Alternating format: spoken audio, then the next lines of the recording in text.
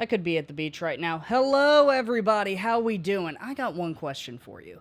Have you been looking up recently, looking up to the sky, and oh my god, seeing just the birds, the planes, and oh my god, Superman! Yes, Superman by James Gunn is about to hit theaters in about a week, hopefully, if I upload on time. And yes, I already got my tickets, I got my outfit picked out, I got a cape, hair curler, you name it, I am hyped as hell. And so as my autistic ass does, I've been consuming everything Superman related before the movie comes out. I've been reading some comic books, I've been watching a lot of animated projects, some movies, especially Justice League and Justice League Unlimited, because the DCEU absolutely clears, even the Reeves movies. But as I'm, scrolling through my streaming service, which is yet to be named because I'm not sponsored, and if they can decide on a name, I'm noticing a lot of DC projects are under one franchise. One that I have a complicated history with. And also a franchise that once Superman comes out will be officially dead. Theatrically, I know Creature Commandos came out, shut up. But yes, the DCEU, Warner Brothers' attempt at a cinematic superhero universe that they've, debated trying once before, but really they only wanted to make Batman movies, so yeah. But at some point it became time to really step out into the limelight, considering the rights to Superman were a little bit in jeopardy. And also their biggest competitor was becoming the biggest cash cow on the planet, so it's time to play catch-up and beat them at their own game. A game that was just invented and you don't really know the rules of. And so with the new DCU coming out and Superman being at the forefront, I thought I'd look back at the DCEU since it's the reason we have the new Superman movie in the first place. Mainly because it failed. Now, this won't be an exact, deep dive on, studio politics or, analysis of every single movie, but it will be, as fast as I can, speed reviews of the whole thing and just my personal thoughts. More so just a reflection of what could have been, what actually was, and, what will be. It's a lot of movies. Why do I do this to myself?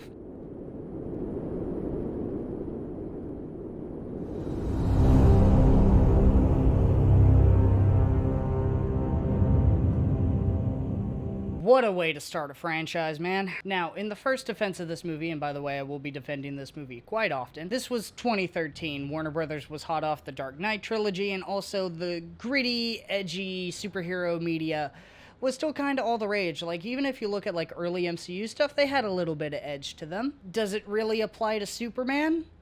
It shouldn't. But it kind of works here. As an origin movie, it's still pretty cool. You get to see more of Krypton before it, blows up. You get to see Clark, wondering about his place in the world before the bad guys show up.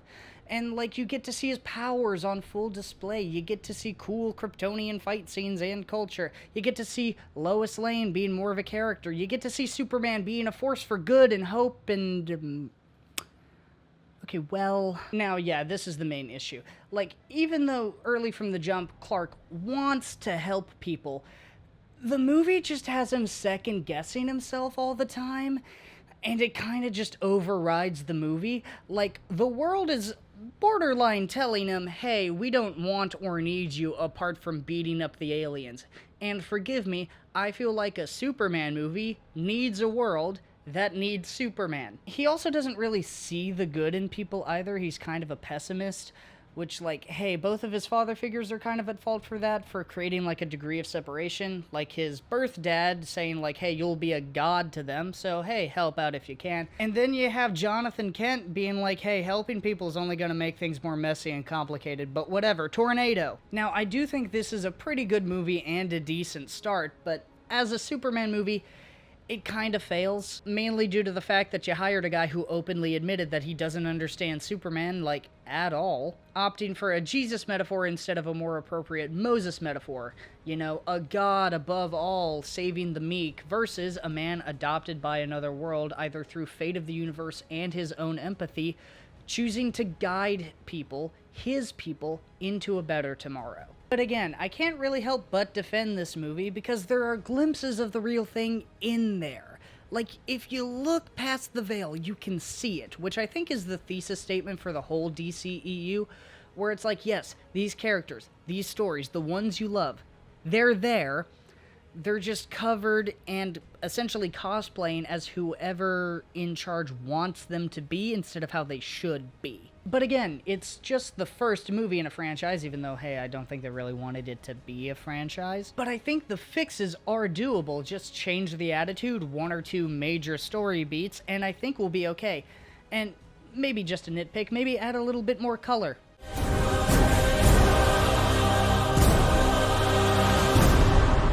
Oh, sweet Jesus. Now, look, I will say this. The Ultimate Edition is better. It doesn't make it good, but it is better. It makes things more understandable, you know, like the plot, and it really fleshes out some motivations. But I'm gonna be honest, guys, this was probably the toughest to rewatch. Mainly when you realize that this is all just set up for Justice League, and it's very apparent. Like, the Wonder Woman inclusion is absolutely great. Everything else, kinda rushed, kinda lazy. But hey, you're playing catch-up with Marvel that put out, like, probably 5 movies in the time you put out 1. Like, you're behind 6 years. But also, hey, if you're playing catch-up, and just admit you're playing catch-up, don't try to catch up immediately by skipping over all the important bits and go straight to the action figures fighting each other. Like, Superman and Batman need a better reason for fighting. Better yet, why are they fighting in the first place? Oh. Yeah, I'll admit, Bruce has some understandable motivations. Ben Affleck does give a very solid performance. Still an underrated Batman, in my opinion. Like, even for Batman, this is too dark and edgy somehow.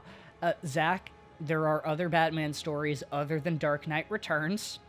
And, say it with me. Batman shouldn't kill! He shouldn't. That is rule number 1, rule number 2, 3, 4, and 5. Don't make the Punisher with pointy little ears. And I don't get why Batman is the antagonist to Superman with his goal of, I guess, debating on whether or not he should stay Superman and also trying to prove Batman is a violent criminal even though he destroyed a city, and then Batman trying to kill Superman for destroying a city when he slaughters people on the daily, so both just come across as hypocrites and idiots. All while somehow being played by the Riddler. Sorry, Lex Luthor Jr. Look, Jesse Eisenberg is a really good actor. Go watch A Real Pain. But I don't know what this was. I'm assuming like Dr. Frankenstein-ish, especially with how he makes Doomsday. And speaking of Doomsday, oh my god. Just ew?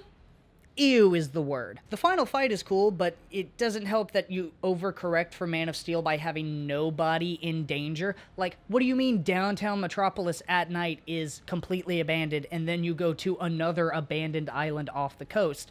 So far off the coast that you can nuke it no problem and everything's fine. And then yes, adding Wonder Woman, super cool. But then the fight scene you can't really see because so much is happening and it's just really dust and lightning up until Superman sacrifices himself, which he didn't really have to. No one stays good in this world.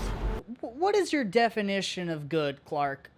Because at this point, you've been kind of pessimistic. It's a little defeatist. Also, buddy. If I wanted it, you'd be dead already. That doesn't sound good to me. You said that like an hour ago. I'm not going to bring up the Martha scene because it's been beaten to death already. But I am going to bring up the fact that they've done this better twice. Mainly the pilot of the Justice League cartoon and the Batman and Superman movie, all animated. They bring in elements of both characters and their worlds, and they just mesh together perfectly. You even have them at odds at first, but they're not trying to kill each other. DCEU clears everything. Like, just do that. You had the template, and they made it look so easy. But okay, Superman's dead, what now? Are you kidding me? This movie won an Oscar somehow. I'm not even joking. Look it up. Won an Oscar. Granted, it was for makeup, but this is an Oscar-winning movie somehow. Look, when it came out, I thought it was cool. I was really huffing on the copium because I wanted the DCEU to be good, but oh my, this is just not a good movie. I mean, props to getting Will Smith as Deadshot. Margot Robbie is generational as Harley Quinn.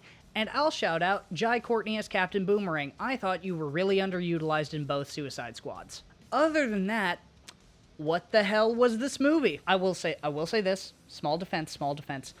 Ayer was asked to do a specific thing, which was lean into the dark and gritty and borderline horrifying, but the failure of BVS caused them to overcorrect and turn it into like a neon Panic at the Disco Lisa Frank nightmare.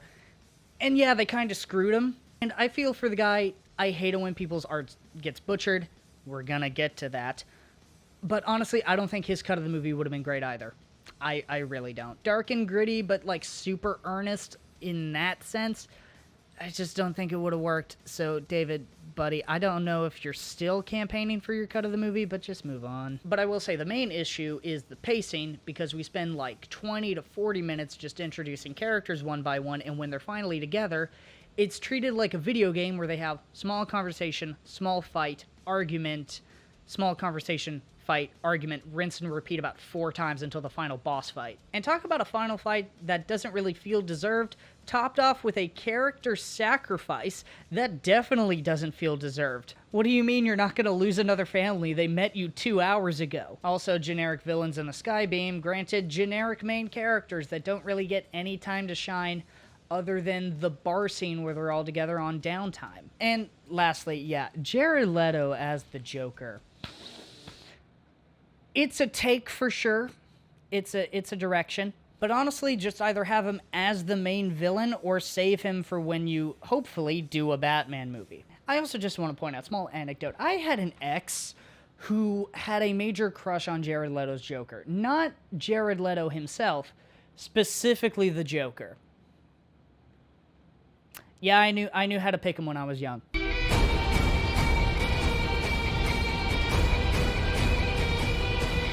Oh my god, finally a good one. We are back on track, baby. Contrary to what fans were saying at the time, I really like the fact they did the origin after the team-up in BVS, because it gave the impression that Diana was Wonder Womaning for a while. But then again, in later movies, they kind of flip-flop on whether or not she was doing Wonder Woman stuff or if she was just in hiding because she was sad about her ex-boyfriend. Either way, this movie absolutely slaps. It gives the impression of like what Snyder was trying to do, but they just scrape off all the excess icing off the cake so you can actually taste the cake. I mean, you get the cool guitar riff, you get the slow-mo, you get cool explosions and punches, but you can actually see them. No one is brooding too hard. And also, the bonus of you don't think civilians are getting caught in the crossfire. And a thing I really want to point out is that it points out that the protagonist, like, actively wants to help people and then actually helps people. And I think it's because the setting is World War I.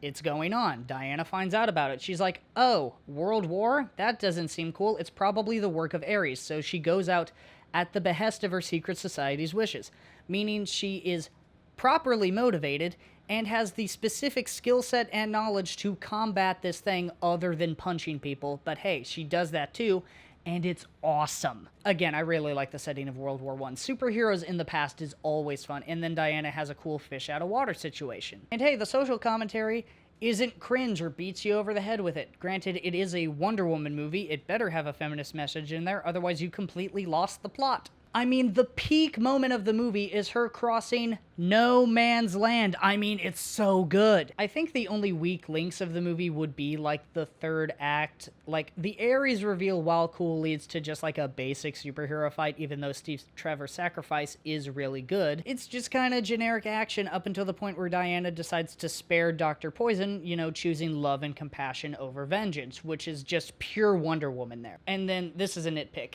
They do the DC New 52 origin, where Diana is a daughter of Zeus instead of being, you know, brought to life by clay. I just don't like that. I feel like that diminishes her character a little bit. But okay, Wonder Woman's got momentum. What's next? I'll go deeper into Justice League when I talk about the Snyder Cut, because in my opinion, that's the only version. This movie is not a real movie. Joss Whedon was brought in, sure, because he has a good track record, but he tried to do Avengers 1, like, beat for beat, and was an abusive asshole along the way, so I'm not really gonna give it this much time. I'll just say it, this feels like a fake movie to me. The jokes feel fake. The color grading, I don't understand how anyone would pick that. The reshoots are stupid. Like, I get it, you essentially want to do the formula to a T, but you're doing what I can only describe as surgery to a Zack Snyder movie, which is the opposite of a formulaic, like, MCU-style superhero movie. Remember, Thor Ragnarok came out, like, I think the same month. The animated show is right there. Just do that. Just do that. Now, at this point, Warner Brothers has basically fully decided to move away from Zack Snyder and his vision, and it's very apparent with what they did to Justice League. I mean, look, did I think all of his works were great or even good? No. There were glimpses, but it's whatever. But the man had a tragedy happen to him, and this is what you do. Honestly, shame on you still. I'm never going to forgive them for that. But regardless, the machine has to turn, and so Warner Brothers decided to really rebrand from the DC Extended Universe to the Worlds of DC. A new rebrand of films that all take place in, like, the same universe and everything, but really don't have a main direction or a final end point. Like, with the Snyder movies, you knew we were going to get Darkseid. This time they're like, well, let's just see what's out there. And I think it's really apparent that they didn't really have a plan given the amount of announced projects that they had during this time versus what actually got made. But hey, they did actually make some, including some from the original lineup that they had, so let's see where we go from there.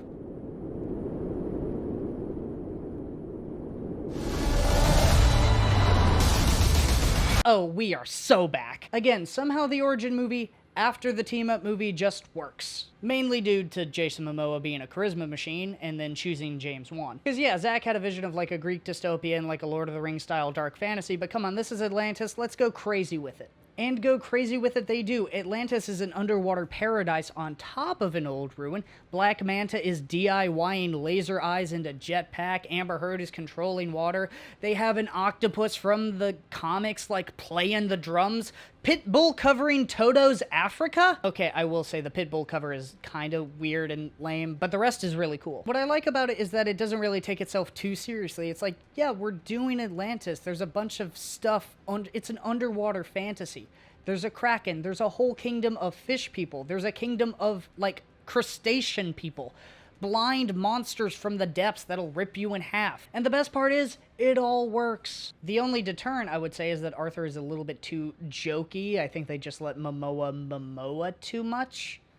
And I guess it all depends on his arc of becoming king and, like, getting more serious, but it's like, hey, can we just, like, dial it back, like, half a degree? It just makes him, like, a tad inconsistent, which kind of matches because the movie itself is a little inconsistent because I consider it 3 movies just in a row. It starts off as like Game of Thrones underwater, and then Indiana Jones, and then just, I can only describe it as Star Wars underwater with an epic space battle and him riding a seahorse. Like, it's kind of crazy. Hey, regardless of that, it still slaps. And also, props to Patrick Wilson for giving it everything as Orm. I mean, the line read of, Call me Ocean Master. yes, absolutely. That is the energy we need. Like, they turned the biggest joke of Aquaman, the fact he talks to fish, into an important plot point.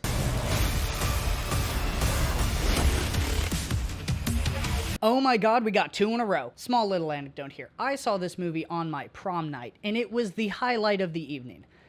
I can't tell if that's because the movie was that good, or I was just having a really bummer afternoon. But regardless, still good. Now, Zachary Levi aside, asshole. Shazam was absolutely brilliant, and a really good example of why I thought the DCEU could work differently from Marvel by just, yeah, we have the world, it's lived in, let's just see the other pockets of this world. Like, we introduced magic in this Doctor Strange style. It's been here the whole time, and now you finally get to see it. And the premise, even though it's, like, very old, like almost as old as Superman, feels incredibly fresh. Like, what kid doesn't want to be a superhero in a world of superheroes? Like, I saw this in high school, and I felt like a kid again because I'm like, yeah, if I had superpowers, I would be doing what Billy Batson was doing. And I think the best thing is that it is completely not embarrassed to be a DC movie.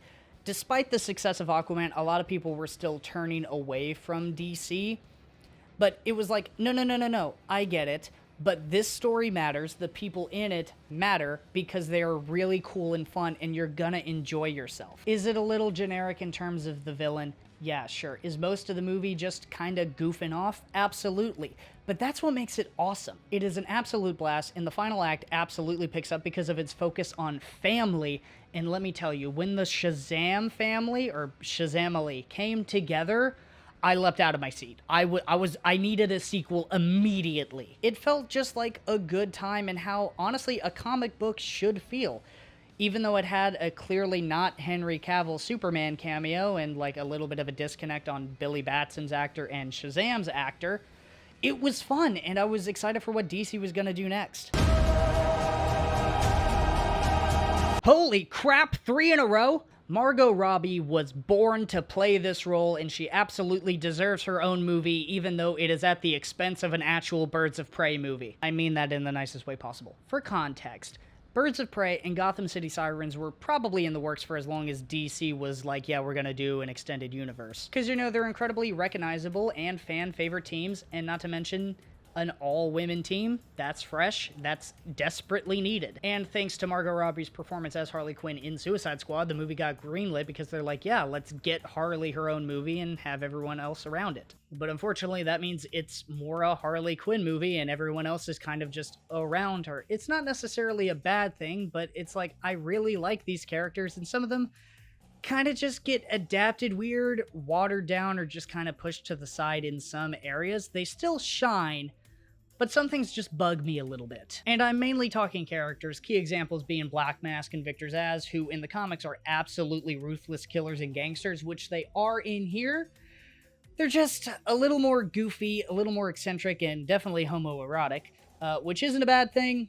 It's just, to me, they're kind of like upper B-level Batman villains, and I feel like it was just odd culture shock.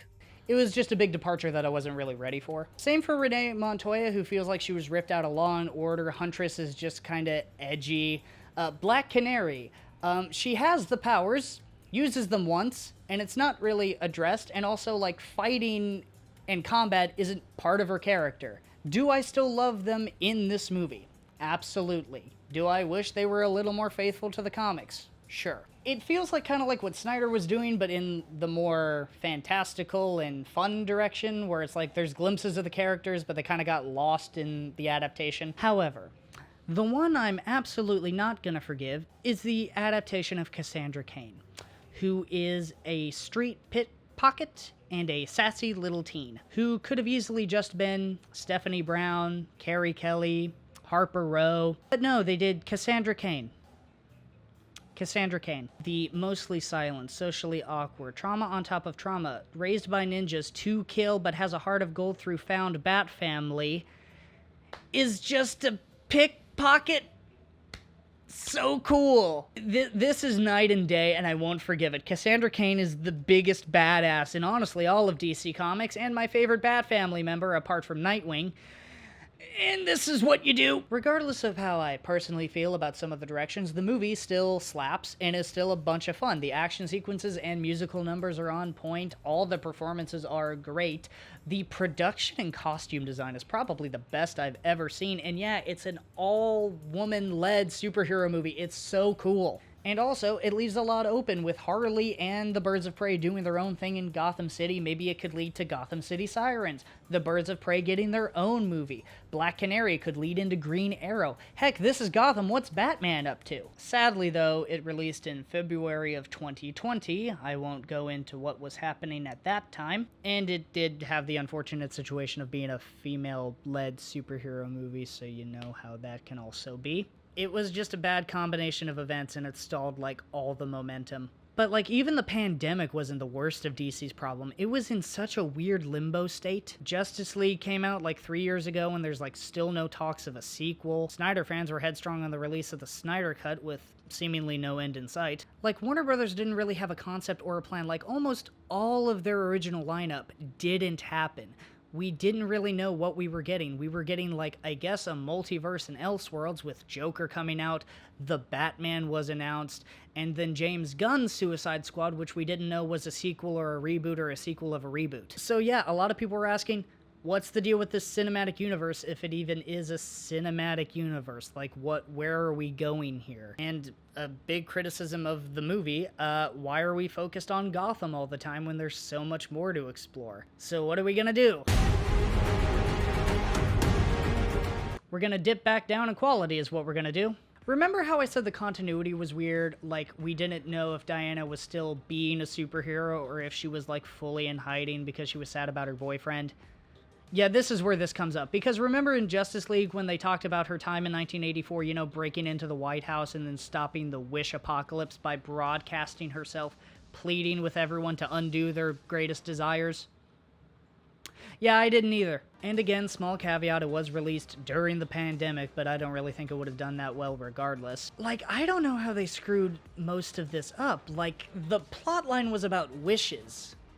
Wishes. So much was happening and at the same time nothing. And during all this, Diana isn't really doing anything because, again, she's still crying about Steve Trevor. Like, I remember in Justice League when Bruce, like, said that thing that really pissed Diana off about, like, mourning over her boyfriend 100 years ago.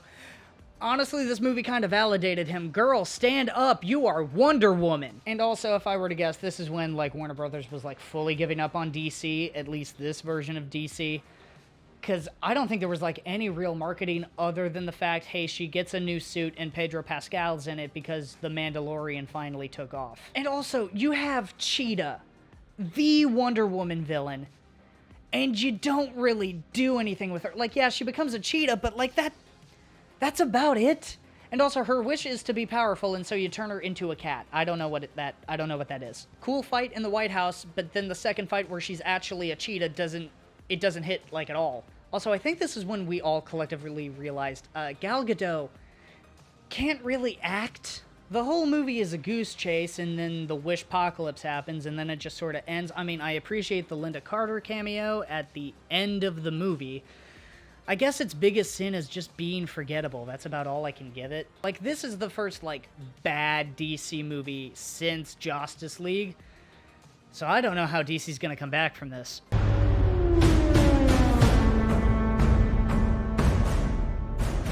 They come back by fixing their greatest mistake and validating the hopes of all the edgelords everywhere. Let's go! Now, I consider myself a reformed Snyder fan. I really do. I look back on his previous films and are kind of like, and then I see his current stuff and sometimes I can't stand it. Like, he seems so nice. Zack, why are you doing this to us? With all that being said, Zack Snyder's Justice League is so fucking good. To me, it's like Lord of the Rings. Not in terms of quality, but like just the aura of it. Like, I feel compelled to watch it at least once a year to 2 years. Like, if I don't watch it, somehow the darkness wins. I don't know why, I'm just compelled. Now, is it a tad pretentious with, like, you know, the whole aspect ratio and being 4 fucking hours long?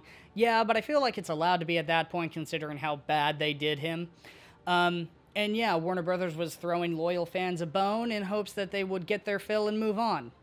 How wrong they were. But also, I kind of like the whole chapter thing because it feels like a run of a comic book. I feel like his version of Justice League could be a video all its own, so I'm gonna speedrun this best I can. All the characters are actually characters. Like, even Lois Lane, instead of just being a plot device. Steppenwolf is an actual threat, and a sympathetic one of that. Cyborg is the heart of this movie, and you actually feel the team coming together over time, and not just becoming like teammates, but actually becoming friends and comrades. Like, there's a whole bit when they're trying to revive Superman. Diana and Aquaman have a heart-to-heart. Flash and Vic form a friendship, and Batman feels necessary and like Batman. The action and pacing feel so much better, and the stakes are set up in a natural way that it feels like the beginning chapter of an epic saga.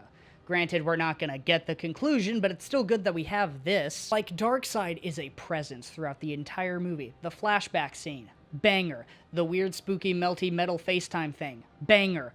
Him stomping on Steppenwolf's decapitated head, staring down his enemies of the planet that defeated him not once but twice, banger! Is it perfect? Hell no. There's so much slow-mo. It's 4 hours long. Why is Martian Manhunter there if he's not gonna help? Do they have to play that musical note anytime Diana is on screen?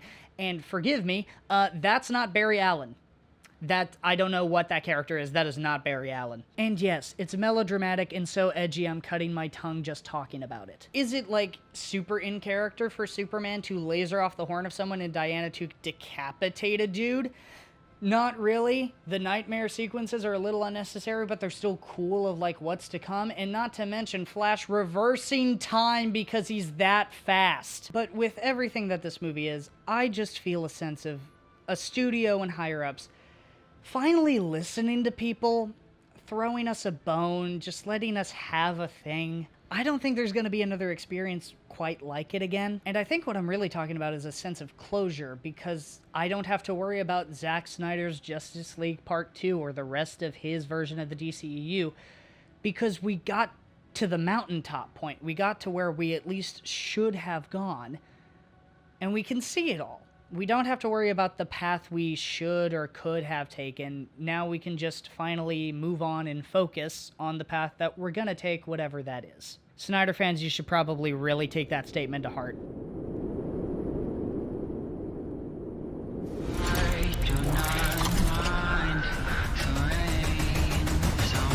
Mr. Gunn, I was familiar with your game, but I did not know you could cook this hard. Damn! Even with the pandemic and the straight-to-streaming theater, whatever the heck, I was in my room saying, DC is back! Violence, laughs, heartfelt moments with a cast of characters you care about right away, including the ones that die right away. R.I.P. Jai Courtney, Captain Boomerang, you were really underused. Kinda like Guardians of the Galaxy, it took a ragtag group of unlikable people and forced them to be heroes. I also really liked the pacing with the chapter format. See, it can work, and it embraced the comic book world with a little twist of like the A-Team, James Bond, dare I say Captain America, Winter Soldier, boots on the ground approach. And it also helps that, you know, most of these people aren't making it out alive, so you can kind of just do whatever and play around a bit. Margot Robbie kills it as Harley Quinn once again. Rick Flag, I actually like this time. King Shark is a shark. Ratcatcher 2, I would die for you.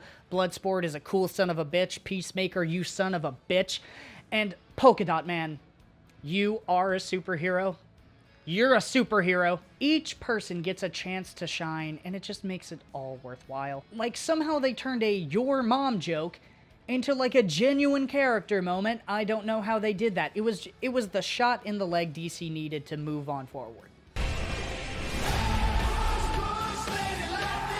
And with the success of Suicide Squad, of course they gave James Gunn another project. And he chose Peacemaker, mainly because John Cena is still a juggernaut in the film world, and he's continuing it here with a street-level adventure. Mainly covering something that I didn't really think about, but now I'm definitely giving it much more thought. Like, what about small-town America? They got superheroes, right? If you consider Peacemaker and Vigilante superheroes, then yeah, they sure do. And they have a great chemistry and banter with a team of government operatives as they take down racist Iron Man. And you got a great season of TV. It's so good, I forget that the actual plot is like mind-controlling butterfly aliens. My only gripe is I feel like they let John go a little too far with like his takedowns of other DC characters and his like dick joke humor. Call me sensitive, it is what it is. However, I will say a good chunk of them genuinely made me like gut laugh and make me feel bad for laughing. Also, very interested how he's gonna write himself out of the whole Justice League cameo in Season 2.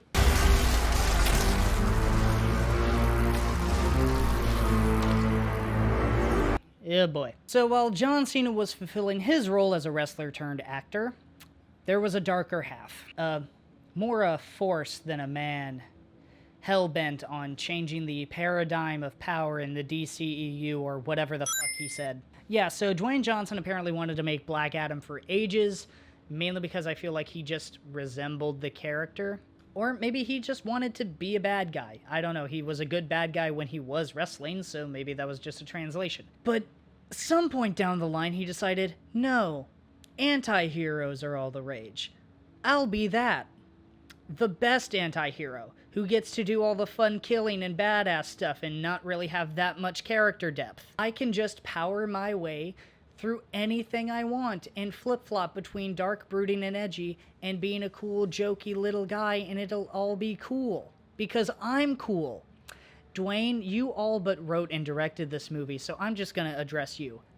Pick a lane.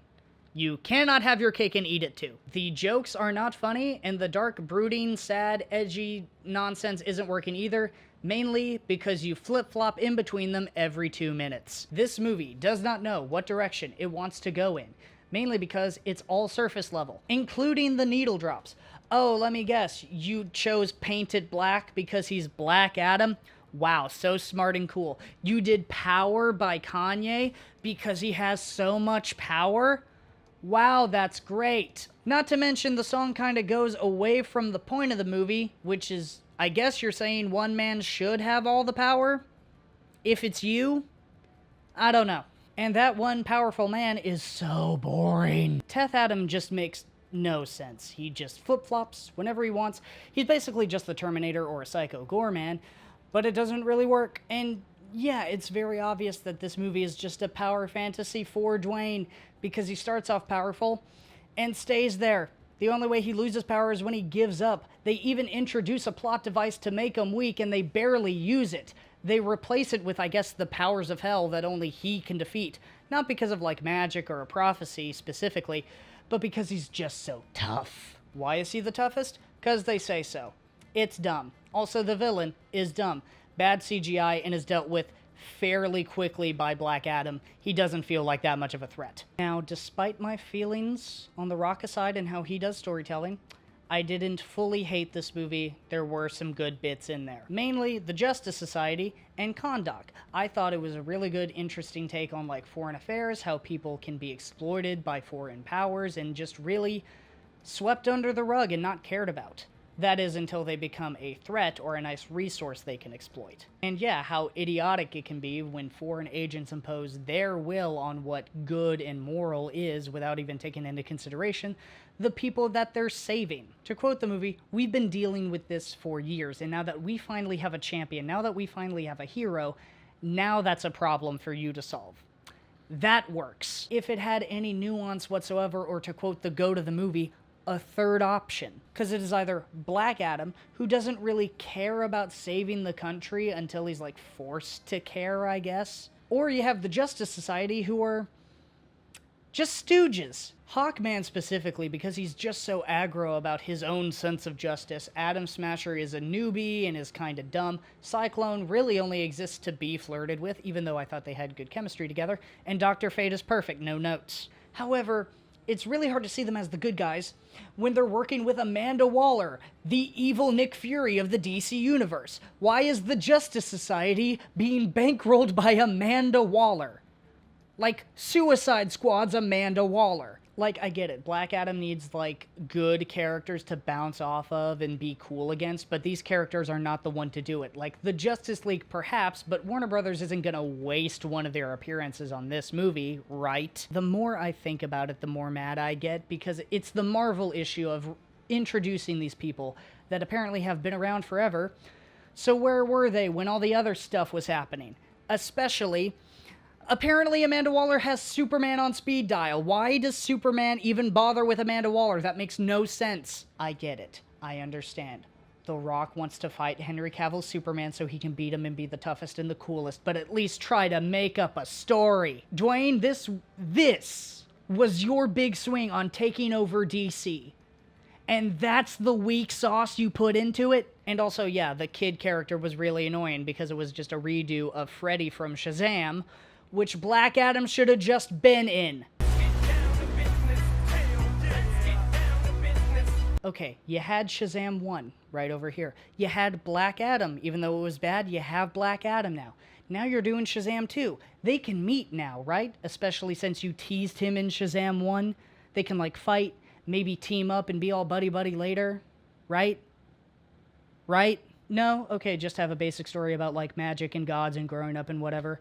And also, apparently, it doesn't matter because you already announced that everything's getting rebooted, so why even bother watch this movie? Okay, anything else? Oh, your main actor came out as, like, a Trump supporter and an anti-vaxxer. Okay, well, he got the worst controversy out of everybody, right?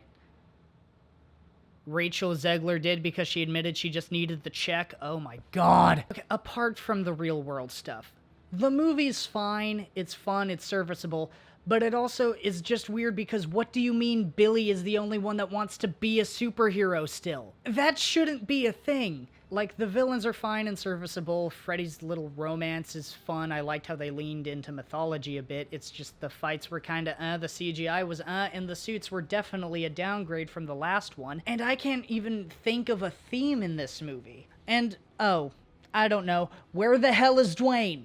Where is he? Or the worm you teased in the last one. They even did a joke about how they weren't doing the worm. Like, they brought Mark Strong back to joke about how they weren't gonna use him in the future. That's borderline cruel to me. And again, why is everyone pushing the Justice Society now? Like, you have the Justice League, what are they up to?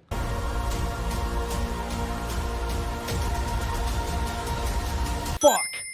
I'll just start by saying, fuck Ezra Miller, you menace to society, get help or go away. Now to the other crime, which was this movie, Andy. What the hell happened, man? I had faith in you. I'ma start it out by saying this. Not every Flash adaptation needs to do Flashpoint. Better yet, don't have the first one be Flashpoint right away. There are other Flash stories, I swear to God. And it sucks specifically because, like, the first few minutes of this movie were really good. I was enjoying myself. I was invested. And then he went back in time. Like, Flash was dealing with a crisis. He's dealing with the Justice League, feeling a little bit underappreciated. Awesome. Barry is having a struggle of, like, keeping his life together despite being a superhero and the fastest man alive. That's great. He has this thing with Iris West. He has this struggle with his dad's conviction and trial. Awesome. I'm getting Spider-Man 2 vibes from this movie, and then he goes back in time, and I'm getting all the worst bits of No Way Home. Now, I will say, going from, like, A to Z after the time travel does make sense, from, like, the whole Dark Flash thing to Second Barry, getting the powers, losing the powers, then to Batman, finding Supergirl, getting the powers back, stopping Zod, failing, Dark Flash again, etc., etc. It makes sense. It's just that getting there was really rough. I think my biggest issue is that, like, main Barry, despite being, like, the straight man and the experienced one, is an idiot. Dude, just check the calendar first. Second Barry is annoying, I want nothing to do with him. Michael Keaton's Batman is great, but he ain't moving like that at his age. And then Supergirl was really cool for the 5 minutes of screen time she gets, and she's like, rushed development. Like, I think we should have just skipped the whole, like, origin of second Barry Allen and just gone straight into finding Batman. Like, if you see a problem, do the best way to fix the problem first. And speaking of problems, there are no real villains in this movie. I mean, Zod's there, and he's supposedly this looming threat that they have to stop, but he's only there for, like, the final fight, says, like, 2 lines. And then Dark Flash shows up, and he's a compelling villain, because he's, like, a physical manifestation of not letting go of the past, but then he dies in 2 minutes. Yay. Now for the bigger issues. Oh my god, this movie looks like a PS3 video game. I don't know if they ran out of budget, or time, or probably both, but I will say, the whole, like, time sphere in complete disrespect to the dead is possibly the worst thing I've ever seen on screen in my life, second only to the final fight of the movie. While has a lot going on, feels incredibly sauceless, because what do you mean it's in an empty desert? Which is, like, the crux issue of this movie. It feels, I don't know, corporate. I used the term sauceless, but I don't think that really describes it. I think corporate is better. Like, when I said Justice League wanted to be Avengers, this movie wanted to be No Way Home so bad. Like, this clearly hopped on the trend of the multiverse a little too late, and it caused way more chaos than fun. Like, yeah, it's cool to see Keaton, but Clooney was just confusing. Like, this is a Flash movie. We should have Flash stuff, not jangling keys. And even the cool, like, twists and reveals don't hit at all. Batman, Supergirl. The fact he changed the time stream in the first place isn't treated like a big moment. If anything, it's a joke. It was like the movie telling you, just like, hey, remember how cool and wacky a comic book world can be? We got cool and wacky with this screwball comedy. And it doesn't work, especially for, like, the characters they have and the story they're trying to tell. Remember, the whole point is him trying to bring his mom back from the dead. Like, that should be taken seriously, and when it is taken seriously, those are the best parts. Him talking to his mom genuinely almost made me cry. But again, it just gets drowned out by all the jokes and the wanting to be an MCU Spider-Man movie instead of a Flash movie, and it bombed because of it. Luckily, somehow, someway, they managed to actually do a Spider-Man movie-ish with a much better parallel character that they had in the vault.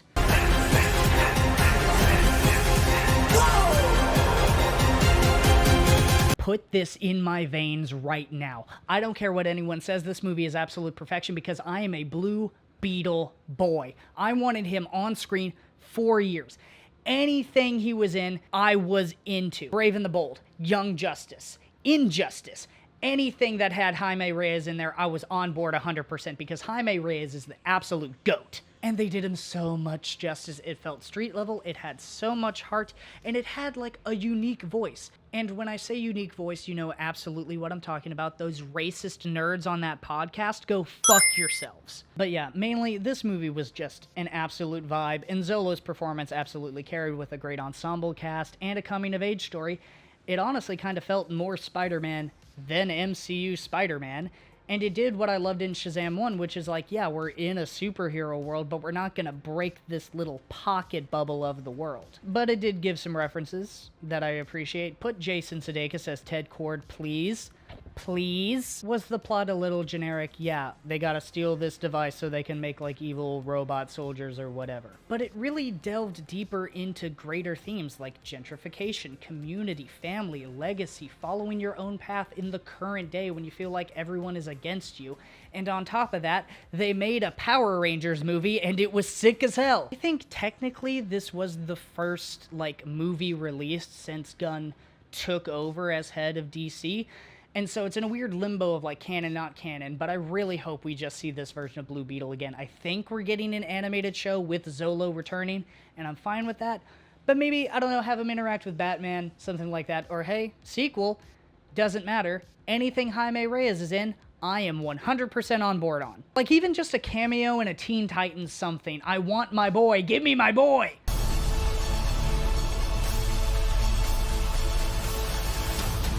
And now we're finally here.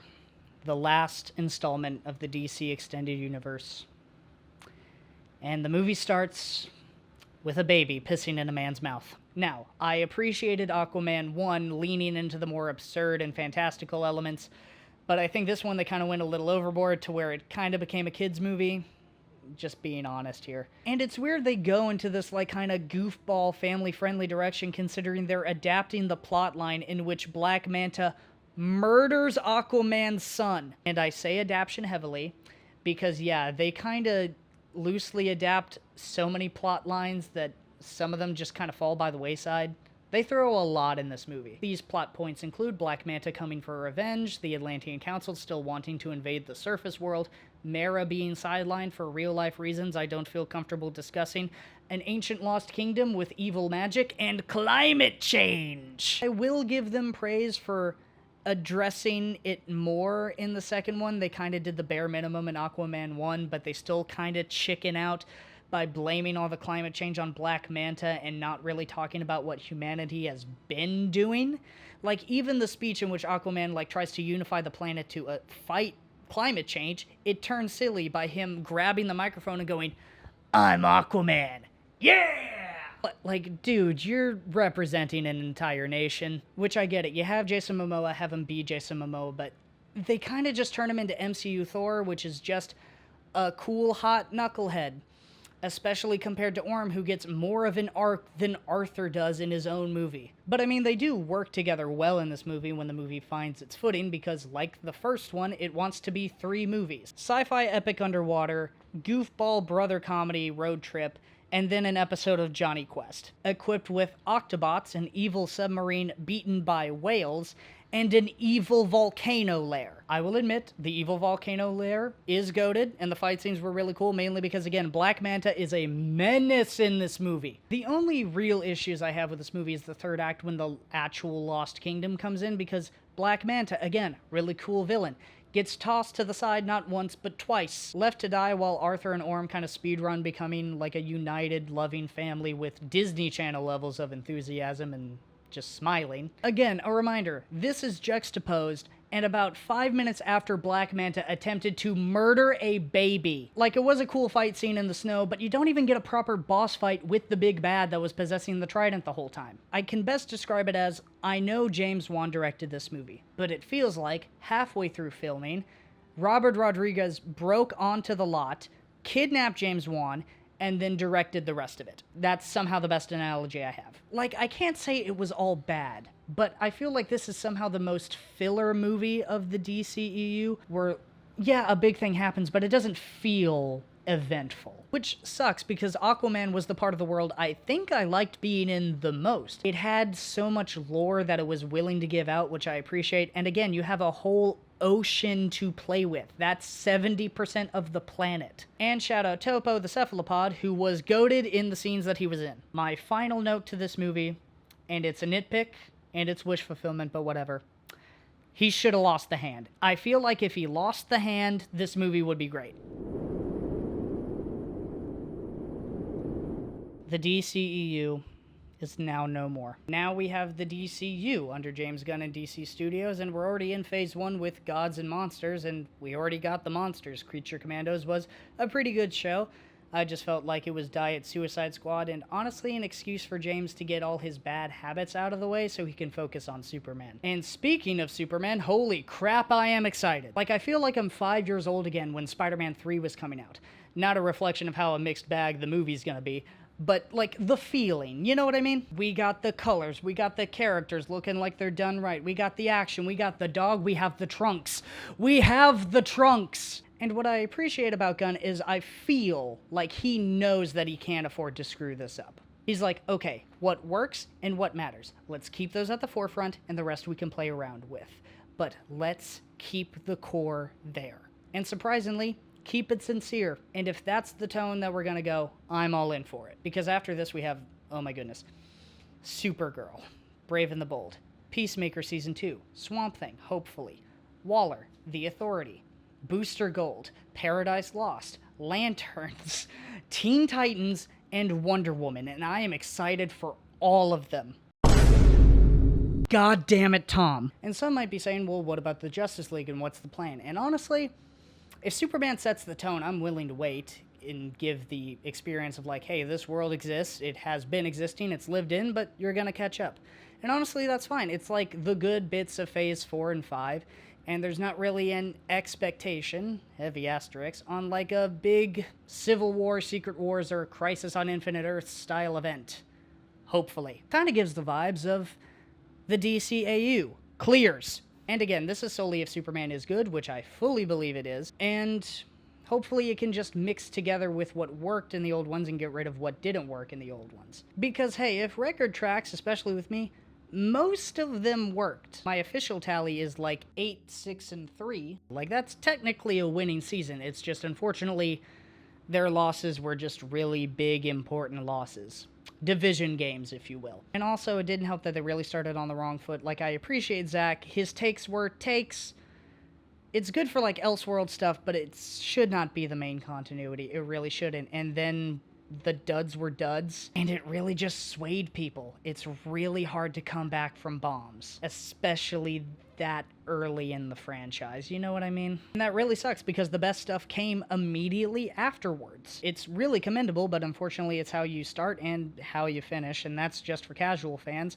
For, like, fans, it's like seeing something you love slowly die, all the while a cult is just telling you on how someone would have done it better. But really, I blame the studios because, of course I do. They came in without a plan, realized they didn't have a plan, scrambled, tried a new plan, that failed, rinse and repeat, all while throwing the creatives that they hired under the bus. Even with James at the helm, I still don't fully trust them because they canceled Batgirl, deleted it forever, and then essentially blacklisted Ray Fisher. How can I trust you after that? I'm getting emotional, which is honestly how you're supposed to feel at a funeral. But I won't consider this a final goodbye. I wanted it to work out. That's the most I'll say. I trust the movies will stay around on streaming or whatever catalog, and who knows, maybe get the prequel treatment of like, oh, maybe I treated you too harshly in a few years down the road. But it's important to remember why exactly these movies were made, to make sure that a studio held the rights to a character and then kind of ride the coattails of their competitor and hopefully beat them at their own game without understanding why they worked in the first place. Instead of, you know, the proper reason, which is we have these great characters, they deserve to shine on the big screen. And hopefully this is what we're going to get in the future with more fresh adaptations and really more faithful ones. So goodbye, DCEU, and hello, DCU. May you carry on the legacy as mixed as it may be. Until they bring this entire timeline back when they do Crisis on Infinite Earths for a third time. Hopefully that doesn't happen, but until then,